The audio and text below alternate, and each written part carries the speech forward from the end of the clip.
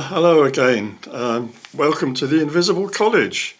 My name's Adrian Gilbert, and this is a reliable source for you if you are interested in esoteric thoughts in the West, particularly Christianity and related subjects in the Bible, ancient Egypt, and the whole esoteric tradition that really belongs to the West.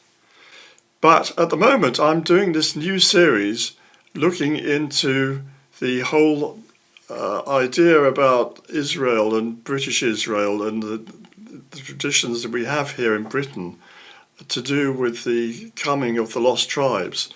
But before we go any further into that, I want to take a step backwards into the book of Genesis and take a hard look at the story of Noah.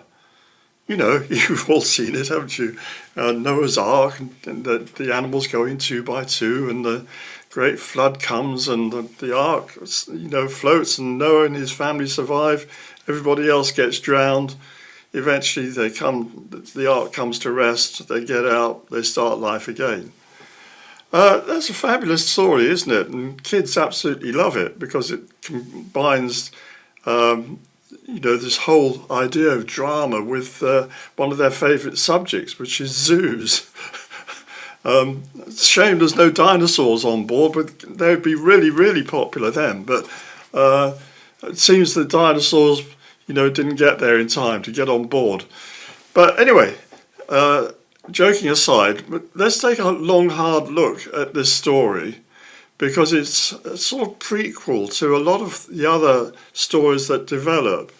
Noah is supposedly a distant ancestor of Abraham, and the real story in the Bible really begins with the story of Abraham. And we're going to go into that. We're going to go into prophecies. We're going to go into all sorts of material that's not discussed normally. Certainly not, I was brought up as a Roman Catholic, certainly not discussed in the Roman Catholic Church. The Old Testament is pretty much a closed book. Their whole thinking being, well, we don't really need that. It's there, but if you want to read it, a bit of a historical narrative. But we got the New Testament, we started again, that's what you need to study. And the Old, yeah, it's all right, but that's not where it's at. Well, I disagree. I think you can't understand the New Testament without a very good grasp of the Old Testament in the main. You don't see the fulfillment of the various dramas. You don't see how the prophecies that were made in one book turn up in another. So we're going to do a lot to do with that. But this lecture is going to be about Noah and looking for evidence for what this story may really have been all about. Is it just a myth, just a fairy tale, never actually happened? Well, we do know from science that there have been extinction events in the Earth's history. Yeah, not in the last few thousand years, maybe, in their opinion, but going back millions of years, things have died out and then started again. They know that from the fossil record. So I think we do have a right to look a bit more closely at this story and see if there is any truth in it, look for the evidence, and then look to see what could explain the flood. How could this have possibly happened on the earth, and to see where that takes us. And one of the reasons for doing that is actually, I was saying about the New Testament, if you turn to your Matthew Gospel in chapter 24, where has it gone? Yes, in chapter 24, chapter 24 is the sermon that Jesus gives to his apostles on the Mount of Olives. And he's talking about the end days, talking about the signs that you're going to see, the earthquakes, the horrific things. Don't go back to your house to get your coat, get up into the hills, get out of there. And all of that. You probably heard about this in the past. But he goes on here, but concerning the day and hour, that's when it's going to happen, when the end of the world's going to be. Yeah. No one knows, not even the angels of heaven, nor the Son, that's himself, but the Father only. For as were the days of Noah, so will be the coming of the Son of Man. For as in those days before the flood, they were eating and drinking, marrying and giving in marriage, until the day when Noah entered the ark, and they were unaware until the flood came and swept them all away. So will be the coming of the Son of Man. So Jesus here in the Matthew Gospel, he seems to believe in the Noah story. He's certainly using it as an example. He's saying, yeah, it's going to be like the time of Noah. No one thought it was going to happen. No one saw it coming. They were all just carrying on life as normal, cheating each other and sleeping with each other's wives and no, he didn't say that, did he? Giving and receiving in marriage. Just carry on, the good old days. And, I don't believe in this end of the world stuff. It's nonsense. And then it all overwhelmed. Only Noah, who was awake and built himself an ark for himself and his family and the animals, was saved. So I think we have the right to look at this story because obviously Jesus himself seems to believe it. So no, let's get on with it and no more chat. Let's see what it's all about. So this one is called The Times of Noah. And I'm going to start here with a guy called Ron Wyatt. Now, some of you will have heard of Ron Wyatt. He was an American. He died, I think, in 97 or something like that. He was an American. He was a preacher, and he made some extraordinary discoveries.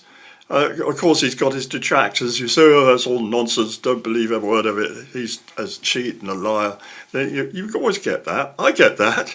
Everybody gets that. There's always going to be the terriers snapping at your heels.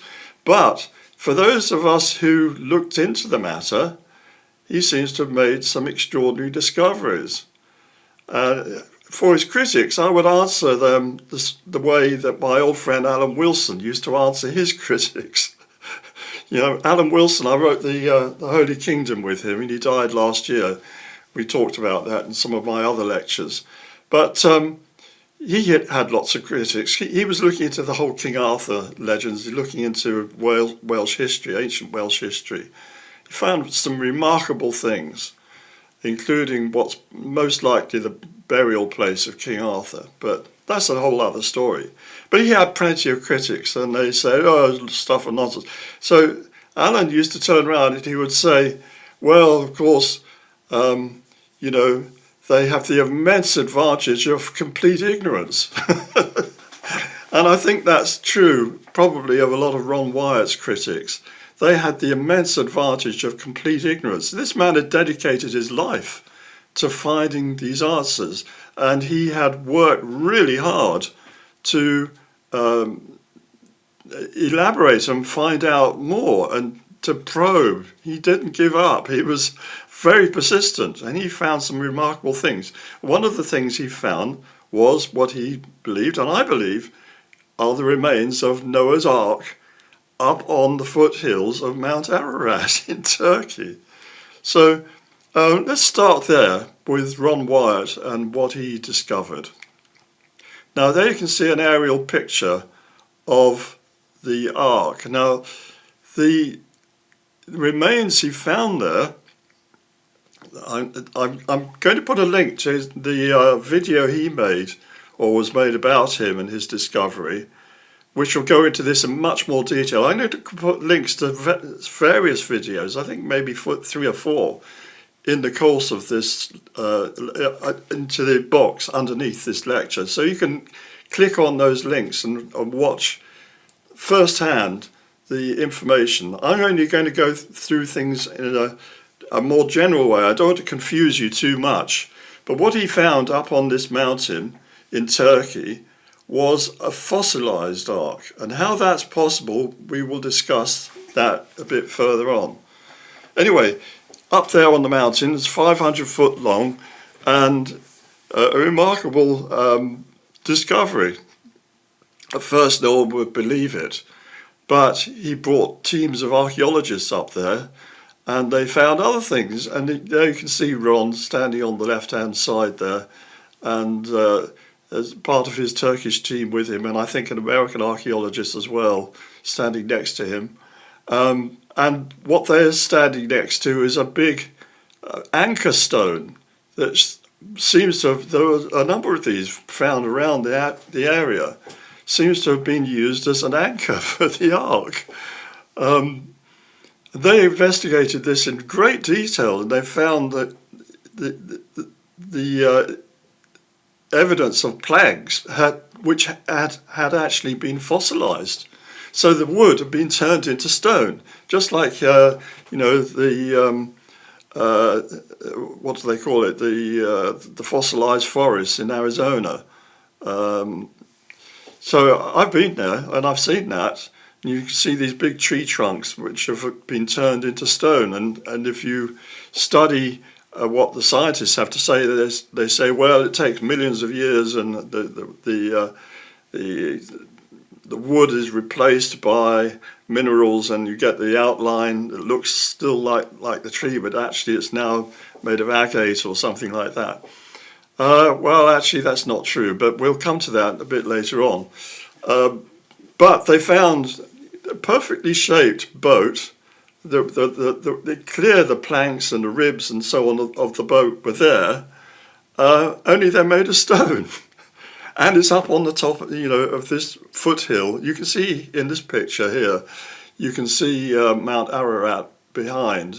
And Mount Ararat is a volcano, but this is a bit further down. So we have to ask ourselves, is this really the ark, or did someone drag stones up there and carefully chisel them and make them look like, the remains of a boat that's been fossilized, and then bury it so that people in the 21st or 20th century would discover it and say, oh, yeah, there's truth in Noah's Ark story?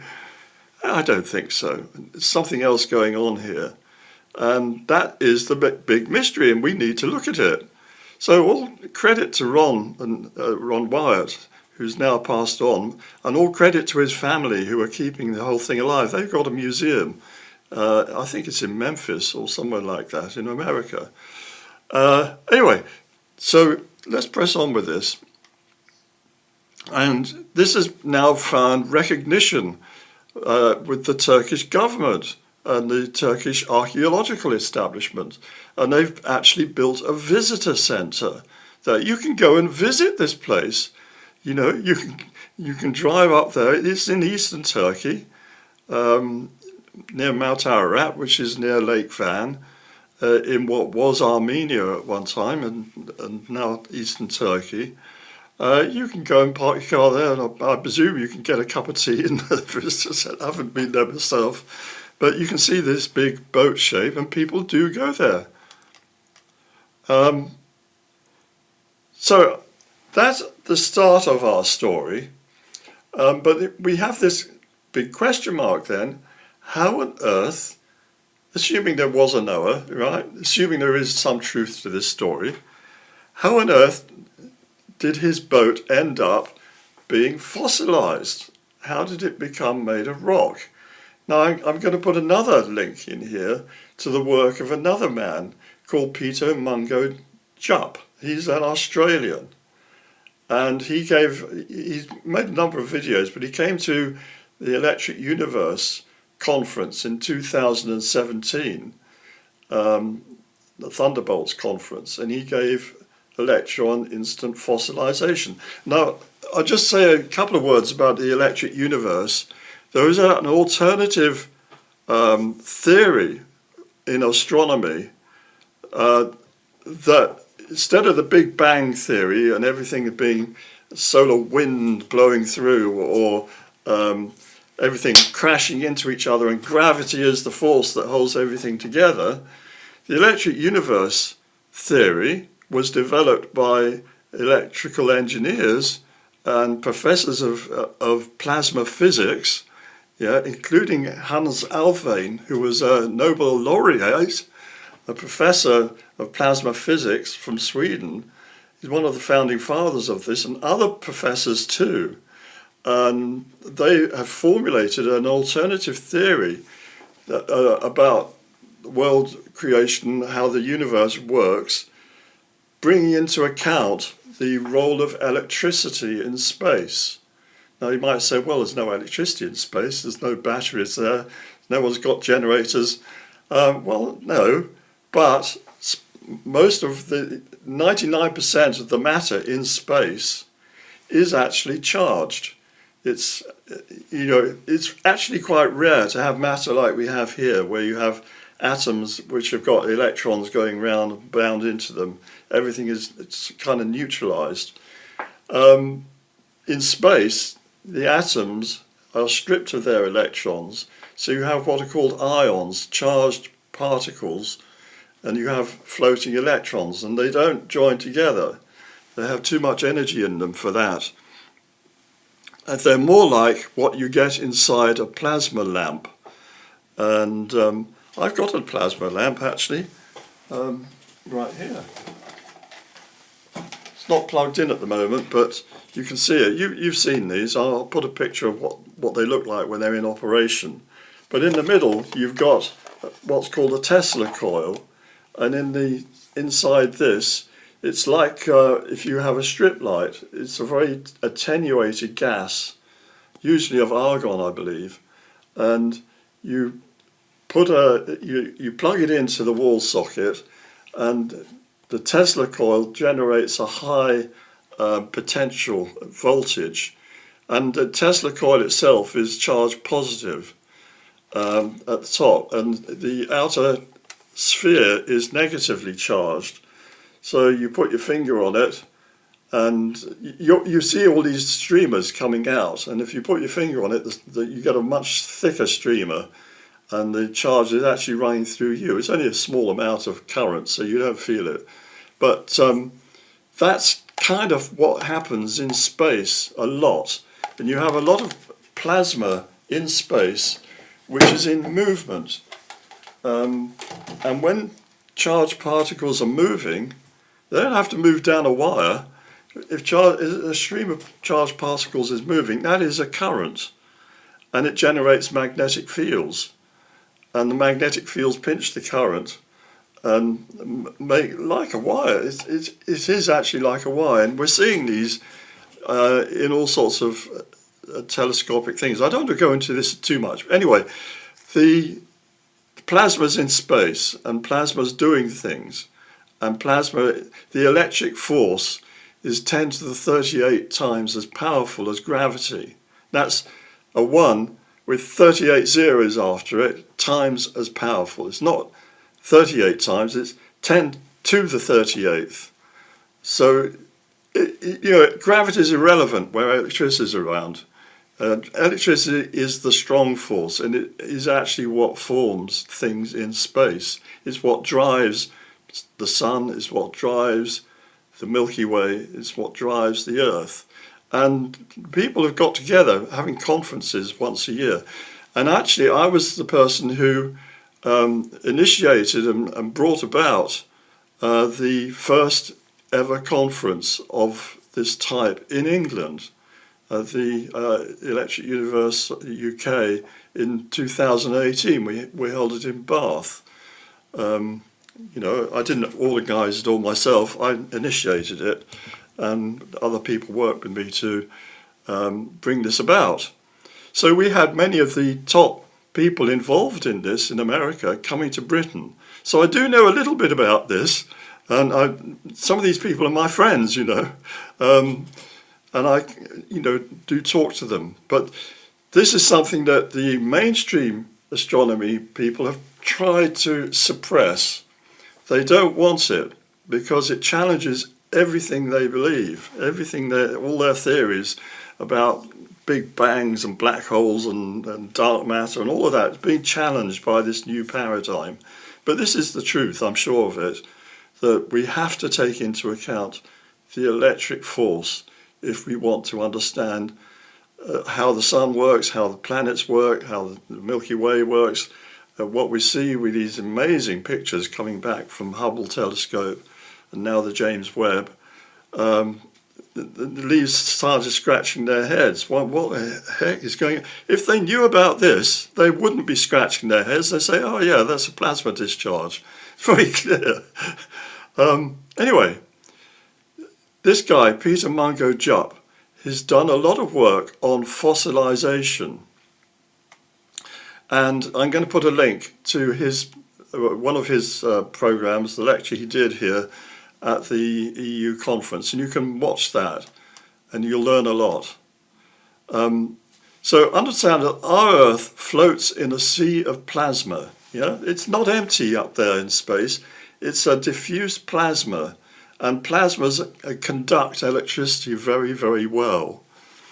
And this is matter in the fourth state, which the ancients called fire. So the ancients were well aware that the Earth, you had water, you had air, and above air you had fire. And you read the Hermetica, the ancient Egyptian book. I published this, an edition of this book, the Hermetica.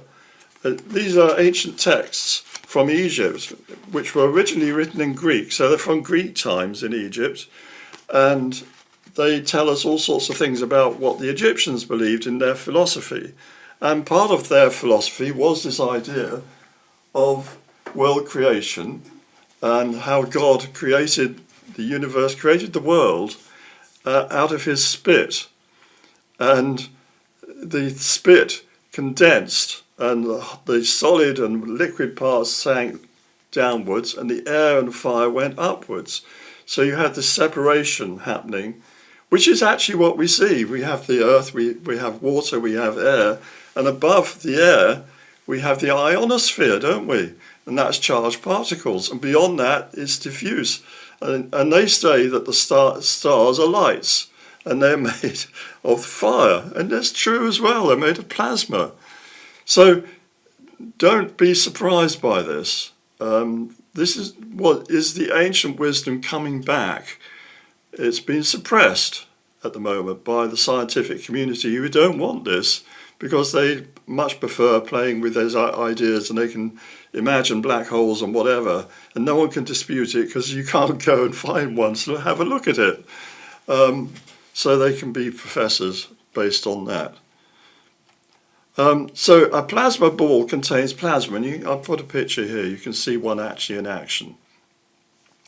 At its core is a Tesla coil which sends out electric streams of plasma to the surrounding sphere. The centre of the ball is positively charged, attracting electrons from the surrounding glass sphere. It is like the Earth in reverse. Yeah. Lightning is caused when the ionosphere carries too much charge relative to the Earth's surface. You have to understand that there's a charge difference between the Earth and space. The Earth is negatively charged. It probably surprises you. And the charge actually changes quite considerably as you go up from the surface up to space, the ionosphere. Which is more positively charged than the Earth is. But in between you've got air, and air is an insulator, at least to a large extent.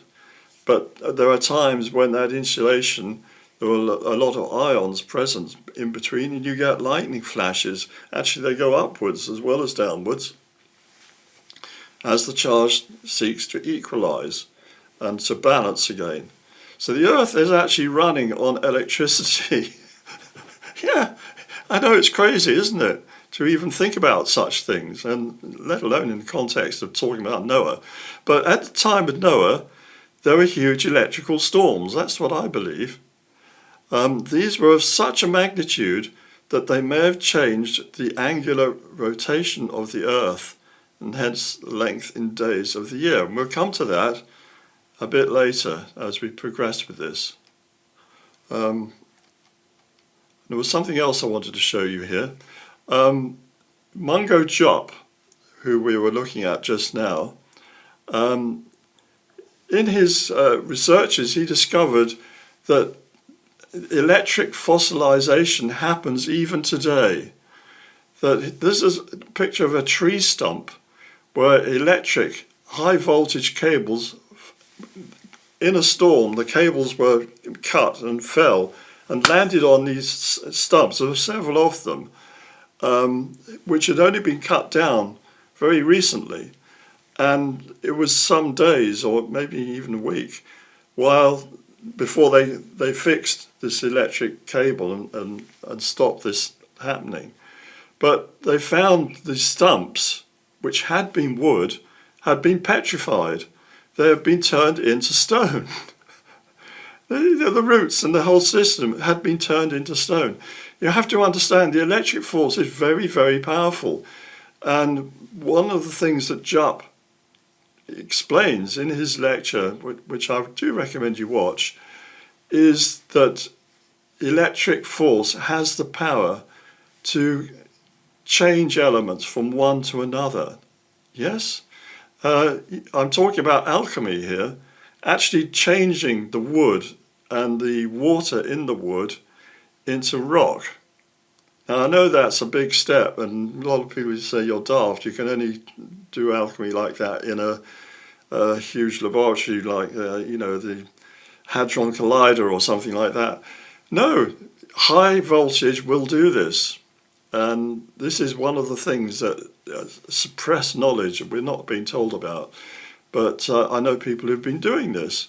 So you have to understand that this is one of the things that happens in nature with lightning. Very intense lightning can cause rock formations. It can cause instant fossilization of animals when they are, instantaneously turn them from being physical animals with carbon and so on, actually sometimes even in the act of eating, suddenly fossilized. There's other fossils they found of an animal actually in the process of giving birth, and it's been fossilized at that moment. There's another one he's shown, I don't think it's in this program, but in another one of his, of a fish is just in the process of eating another smaller fish, and both are instantly fossilized. So you've got to understand that this is something that can happen very, very quickly and seems to be connected to Noah's flood. And we'll turn to that now as we progress. Now, how can this be? How could the flood have come about? And again, I want to take us to looking a little bit at the role of electricity. And some of you may have heard of this gentleman. He's called Michael Faraday, who was an English experimentalist, had his laboratory in London in Mayfair, where they give the Royal Society lectures every year, the annual lectures at Christmas. He used to give lectures there in the lecture theatre, and he was an experimentalist working in particular with electricity in the very early days, back in Victorian times. And he devised something called the Faraday's motor. It's called the homopolar motor. And it actually uses laws to use a current going with a magnet put into creating magnetic field, and then you put a current through there, and it will cause rotation. It's a little bit complicated, but I'm keeping it simple here. So here is an example of a modern day homopolar motor.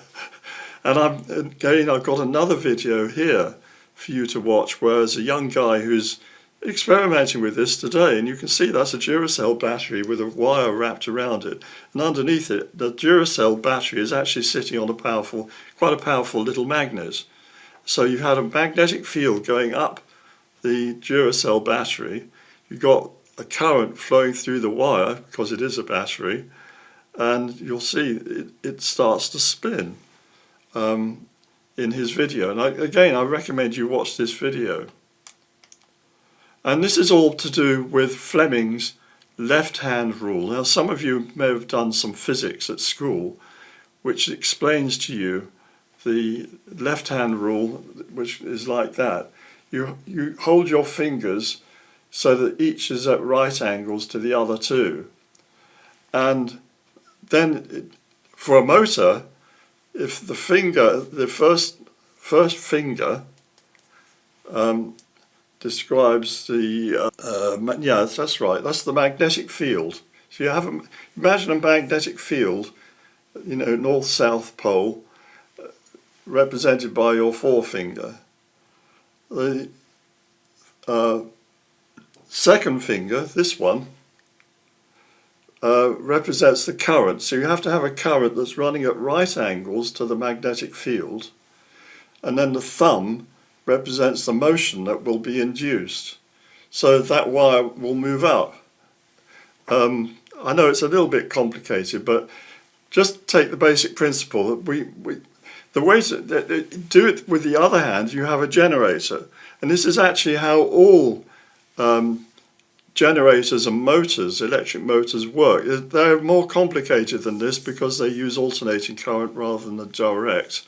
And they have commutators and things like this. But it's the same basic principle using this law to do with induction and motors. And the left-hand rule is the one that defines motors, and the right-hand one is the one that defines generators. Physics lecture over. Anyway, we're going to see how this applies. Now, if you think about the Earth, and again, I'm simplifying this tremendously, but we know we have a magnetic field with the Earth going north-south, don't we? So we have the lines of force that go up and come round and back in at the bottom.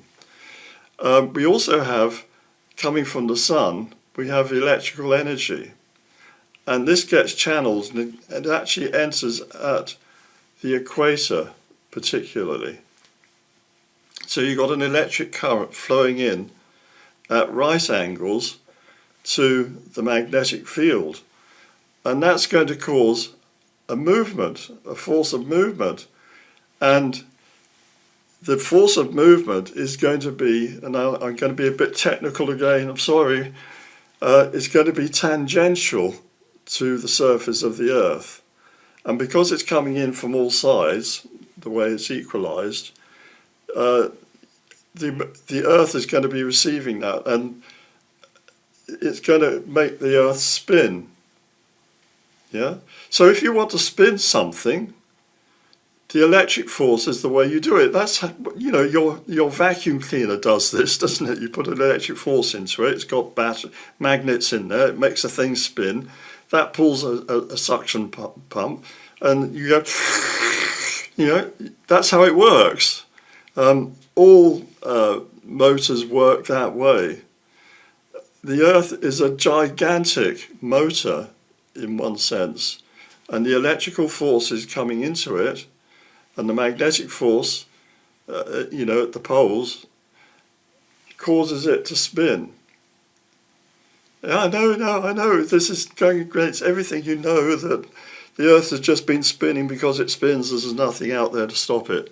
Well, it would have slowed down and stopped long ago if it were not being kept in motion. It's like a spinning top. You spin your spinning top, but gradually it loses its momentum, doesn't it? And it falls over, it stops. Unless there's something that can balance that and keep it rotating, it's going to slow down and stop. And that's true of planets as well as spinning tops. But if the force increases, it can cause the spin to go faster. Makes sense, doesn't it? So I believe something happened at the time of Noah. This is my theory, and you know, shout me down if you like, say that's absolute nonsense, rubbish, Adrian, you don't know what you're talking about, you're not a physicist. Yeah, but listen, this is just a theory, and it's a theory I think has some validity, and I'd like someone else who's perhaps more gifted in this field than I am to look into this and see if this is the answer, because it might be that we're living at the time of Noah, and this is about to happen again. If the Earth's spin is increased, it would cause massive tidal waves. Have you thought about that? So if the spin of the Earth were caused to go faster, the the water would not be moving along with you can turn a solid thing, push it on one side and it'll make the rest of it go round because it's all connected. But the water's sloshing about. So our planet is 70% water. So if you spin it using electrical forces, all that water is going to take it time to catch up to the new speed and settle down again into its various basins and its oceans and things. In the meantime, you're spinning the Earth, you're spinning the body, the solid body of the Earth, and the water's going to slosh over it. So this is what I think happened at the time of Noah, that there was a change in the spin of the Earth. I'm not talking about its orbit around the sun, but the actual spin of the Earth. And one of the effects of that would be to make the days shorter. So a faster rotating Earth would mean shorter days. Yeah, it's turning faster. And the planets all turn at different speeds, you know. I think the speed of Jupiter is something like 12-hour days, something like that. And you imagine this huge body spinning much, much faster than we are. It's incredible. What makes that happen? It's induction. It's from electrical energy that has made that happen. And the same with Saturn and other planets. So if you turn the Earth faster, obviously a day is going to be shorter. You wouldn't realize that in itself, because it would just be the sun would rise and the sun would culminate and it would set, just as before. You wouldn't really realize that actually my day is shorter, but it's going to have an effect. If your days are shorter, then you're going to need more of them to fill out the year. So the Babylonian calendar and also the Mayan calendar was based on a year of 360 days. You can check me out on that. 360 days.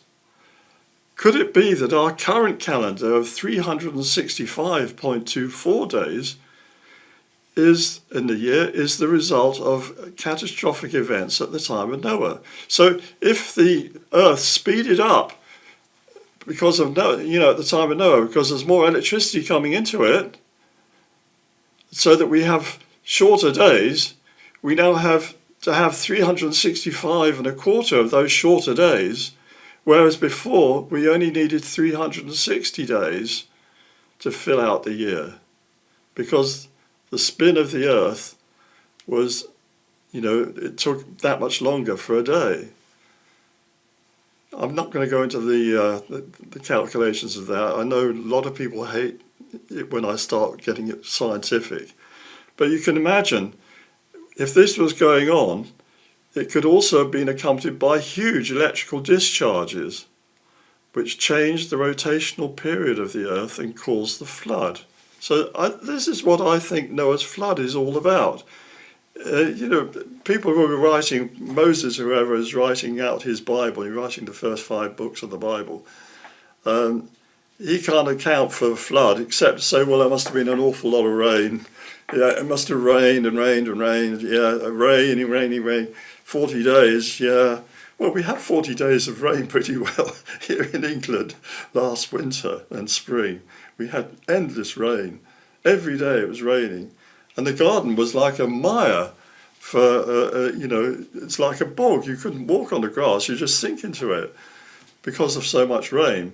But I don't think 40 days of rain would be enough to cause the flood of Noah, and certainly not to put his boat up on Mount Ararat or the foothills of Mount Ararat. But tsunami waves, as the Earth's spin changed and the oceans slopped over the land, that could wash away. It could wash away all traces of the previous civilization as well, which is why we look around and we say, well, where is this Atlantis stuff? Edgar Casey talked about all this Atlantis. Well, where is it? Where's their stuff? Where's their temples? Where's their pillars? Where's the rest of it? Well, you have all that water, Pacific Ocean, the Indian Ocean, Atlantic Ocean, all washing away round about. It's going to destroy everything, isn't it?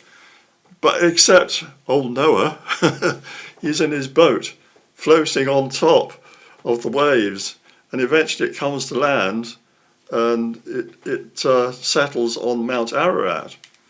And he gets out, his family get out, and they say, oh, wow, where is everyone?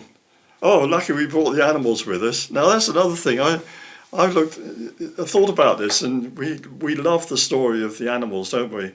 The animals go in 2 by 2, and there's the 2 lions go in, and they're all peaceful, and the giraffes come in, the long necks, and the elephants and the hippos, and everybody gets on board, and everybody's friends with everybody else, and somehow there's enough food on board for everybody to eat, and it's all hunky-dory, it's lovely.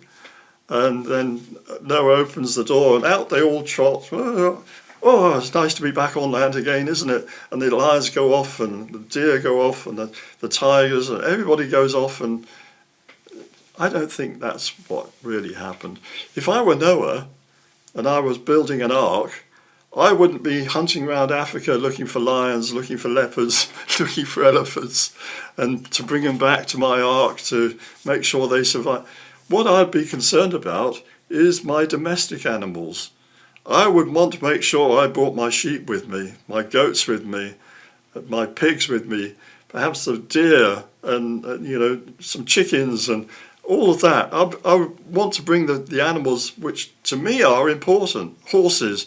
I wouldn't be worried so much about the saber-toothed tigers or the lions and chimpanzees. I wouldn't be so worried about them. I would be worried about my farm animals, because at heart I'm a farmer. So that's what I think the story is all about. I also don't think that Noah was the only one that survived, or his family. There are legends and myths all over the world of people the survivors from the flood, particularly the Maya. If you read the Maya books and you study the Mayan stuff, and I've done a lot on the Maya. Actually wrote this book. It's published in 2008, was it? Something like that. And it's called The End of Time, and it goes into the whole subject of the Mayan calendar and all sorts of stuff. But the Maya, they believed that there were people who survived on top of the mountains, and they didn't have any fire. They were getting cold. It was freezing cold. And this god or being came to them, and he offered them fire. But in exchange for heart sacrifices. This is a Satan myth. It's a Lucifer. He's Lucifer, basically. He says, well, I'll give you some fire. I'll make sure you survive all right. But you must take an oath, and you and your descendants are going to have to give me heart sacrifices from under here. So that's how that whole heart thing started, the whole horrible cult brought to a peak by the Aztecs. That's how it all came about. And that's why they were so shocked when Cortes and the Spaniards stopped the sacrifice. They said, you can't do that. Our grandparents, however many generations, made a promise. And that God, he's going to come back and he's going to do horrible things to us if you do this. And Cortes says he's not a God, he's a demon. We cast him out in the name of Jesus Christ. And that's how everything changed. And actually the Mexicans are very religious. Anyway, so this, obviously there were survivors elsewhere in the world, either up on mountains, maybe they did get into boats as well. But I don't think Noah was the only survivor, or his family. But they are the survivors of the lineage that's going to come down in the Bible, coming down to Abraham and Isaac and Jacob and so on down to the present day. So Noah's Ark could have been swept along by the giant tsunamis caused by the speeding up rotation of the solid Earth, while the oceans took time to settle down at the new speed. The Ark was deposited on the foothills of Mount Ararat to be discovered in our times by Wyatt. Later, after Noah and his family had left the area, further massive electrical discharges petrified the wood. That's the explanation. The only explanation I can have for how the Ark survived. It was petrified, turned into stone. If it remained wood, it would have rotted away, 1,000 years ago, more. But because it was petrified, and the way to petrify things is with electricity, and this might have been done deliberately.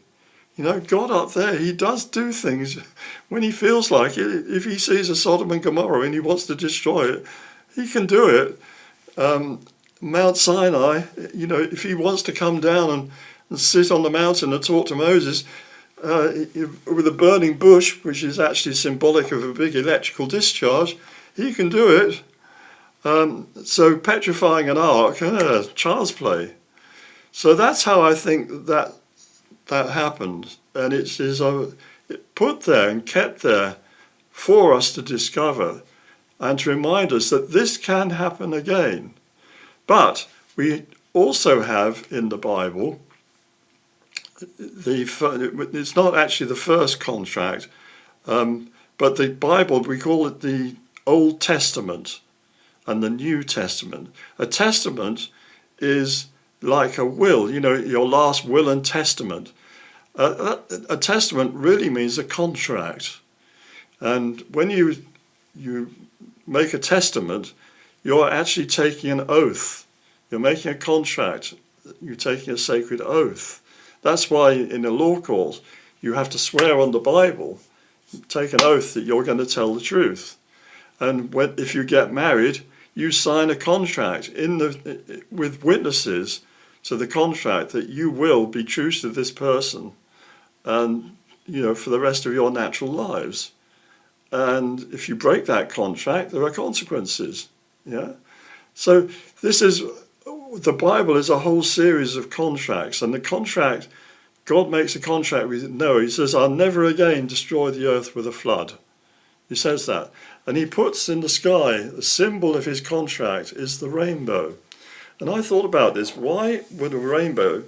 I mean, I know, and you know only too well, that after storms sometimes, there's been a lot of rain, you look in the right direction, there is a rainbow. And you say, it's the sunlight, and it's refracted by the water particles in the sky, in the air, and they bend it and they split the light, and so you get these coloured bands. It's actually the sunlight being refracted. And you can do the same if you spray a hose pipe in the sunlight, you can cause a rainbow that way.